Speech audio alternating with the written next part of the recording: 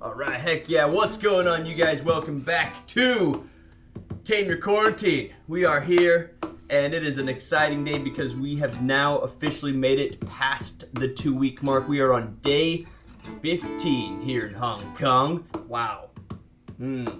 So I'm doing my best here today, you guys, to tame my life from the quarantine. Remember, guys, show up, be in state, embody the part, do your best, and remember your long-term goals. If you do that every single day, you can tame anything that comes your way. Little story. So last year, for those of you who know or might not know, I had a wonderful opportunity to set up a company, to open up a branch of my company in Hong Kong in Taiwan. The thing that I took from that is when something externally is starting to shift and it requires a lot of unknown, but you go in and you connect to your true self. If it comes back and it says go, you gotta go. You gotta make the move. You gotta step up. And by doing so, when you take risks in life, what happens is when we take risks and we make bold moves, magic follows and energy is there. Here we are. We're opening up a company in a foreign land, in a foreign language. Another fucking opportunity for growth. Let's embrace it. Right, so now, okay, I'm uprooted from Hong Kong. I've decided I'm gonna set up my office in Taiwan. I can base in Taichung, which is a much cheaper place to live, and then come back and forth and do trainings in Hong Kong and continue operating things here as normal, right? That was the plan. Probably lesson number 2. It doesn't matter how many plans you make in life, God's plan is always the plan. The universe has its own unique plan for you. But we have to eliminate our expectations and detach from the outcome, because no matter how many plans you try and set up and put in stone and you know, make as the ideal, a lot of times it doesn't really go the way it's planned, and you have to be willing to adapt to the uncertainties along the way. A blend of personal challenges as well as the realization that trying to do business in a foreign country where I only speak, you know, a handful of Mandarin was just not going to, was not in alignment with my highest potential. Home for the holidays, and that is right when Taiwan started having all these COVID outbreaks. At that time, I realized I wanted to be closer to my family. I miss being close to my niece and nephew, who I was pretty much watching grow up over Instagram stories. Probably the third lesson there in going back to America was sometimes you just have to be willing to let go of the big dream that you had that's actually no longer aligning with how your life is starting to play out. Comfort zones lead to death because you're not growing. It was the same type of routine that I was playing over and over again, to the point where something internally was starting to shift and I knew that I was ready for my next chapter. So I went from being aerial yoga guy of Asia to being an everyday Joe with an iPad knocking on doors and talking about the benefits of going solar. So I learned sales techniques and leadership tools and marketing, you know, strategies, and I was just right in it, knocking doors all summer, sweating my ass off. The amount of rejection that I dealt with over the summer, oh my God, I've never experienced that much rejection in my life, right? Another solar guy, bang! And that rejection taught me something. The lesson in rejection is people have to be willing and ready for what you're going to share with them, or else it leads to too much fear. Why should you trust me? I'm somebody who's just showed up at your door and probably the 5th guy that week trying to share with you solar services. A lot of lessons around how to overcome objections, how to embrace an entirely new career of going from, you know, fitness pro to solar sales guy. And then it also taught me about the importance of the readiness and willingness of what you're offering to people. We're not actually serving somebody until we find some form of reciprocated transaction. If there's no exchange of energy, you can't really serve. And meanwhile, I get back to the States and COVID's still, you know, rampant in Taiwan. Things are closed and I'm now in Momentium in a new career. So my 80% of all my belongings were left in Taiwan.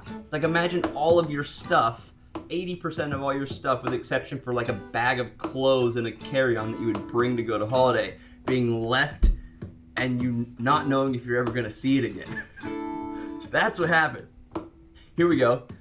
We're FaceTiming as we eliminate 50% of it, And I'm basically, okay, no, throw those away. Okay, I don't want to let it go. Okay, let it go. And the lesson in that was being willing to let go of your attachments to material stuff. The rest of it was packaged into a box, right? And I just had to be okay with the fact that I may never see that stuff again. So I'm like, crap, there's a chance I may never see any of this again, and that's okay. I just received the call from the front desk that that big box of all my most cherished belongings, all those personal totems, all the little trinkets that I don't want to let go of that are like really valuable. That large giant box has arrived. It's in the hotel lobby and it is on its way to my doorstep. The lesson in that is when you detach from the physical stuff and the outcome, and then it circles back around in some God-arranged way, you just get to fill up on all the joy and all the love and all the gratitude for it showing and for it circling back around. And man, what a journey. So, bang, here we are, day 15. We're crushing it.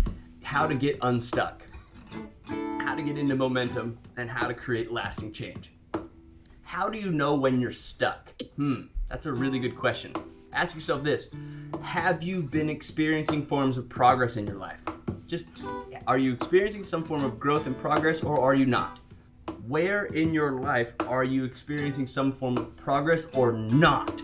If you're not growing, you're dying. Awareness is always first when it comes to growth. Get real. Ask yourself the deep question of, am I making progress in my life or am I not? First thing, the triad, we spoke about it. You gotta change your physiology. Jump up, shake your ass, throw your hands in the air, scream out, I am awesome, I got this, everything I need is within me now, another day in paradise, and change your physiology. Next, you have to radically change your focus. Number 2, what you're focusing on is what you're going to feel. You gotta shift your focus. You gotta redirect your energy. Where your focus goes, your energy flows. Then lastly, you have to change the meaning. Change the meaning of what and the language that you're using every day that you bring to your life. What does it mean for you to take that leap of faith so that you can start growing again? Why are you doing what you're doing? Meaning so that it gets you into momentum. Okay, so now that you know that in order to get unstuck, you have to change your focus, your physiology, and the meaning. Then the next piece of it is you got to get into momentum. We have to recognize that we are not our thoughts. We are what we do. Massive action leads to some form of momentum. So how can you use today as an opportunity to get back into momentum? Think of it like a chain link fence, right? Don't break the chain, guys. So get into momentum by taking massive action every day. Persistent, relentless, uncomfortable, massive action towards the outcome you want to experience. I'm gonna do my green juice because I don't want to break the chain. I'm gonna do these things that are gonna, I know afterward, make me feel better because I want to feel good, I want to grow, and I want to live up to my highest potential. 1, become aware of where you are. Are you stuck or are you not stuck? Are you growing? Are you dying? Are you happy or are you not? Based on the categories of improvement. Next, you gotta shift. You gotta break the pattern. You have to step up. Be in state, embody the role, do your best, and then remember why and your long-term goals. Your physiology, your focus, and the meaning you bring to it is what's going to change the pattern. It's going to get you into the next aspect, which is as the dreamer for the life you want to live, what can you embrace today that's going to get you closer to your outcome? It's going to get you closer to your goal. That's going to get you closer into being that person you want to be for yourself and for the world around. When the fear comes, which fear is going to come every day, challenges are going to come every day. So remember that, guys. Once you've done the foundation of how to get unstuck, and now you're just experiencing the day-to-day life, remember to embrace the fear and the uncertainty with enthusiasm, right? When this door closes, there's actually something on the other side of that that's going to lead to an even more exciting way for you to start showing up in the highest form of your life's potential. We have to remember that we are way beyond this body. We're way beyond our mind and our ego, that we actually are able to experience life with a much more higher form of consciousness, and that comes from your connection to spirit, your connection to God, your connection to the universe, your connection to something that's greater than you. It's the connection that we cultivate with God that leads us to the lasting, the most fulfilling life experience. And I believe if you always remember that connection to your highest self, that no matter what you experience in life, you can overcome with ease. You can find the flow. When we're in flow, we grow. And I hope that by me doing my work, it can perhaps help you do yours. So on that note, bang, always remember to enjoy your life. You must tame your life. Go forth, have no fear. I'll see you in the next video.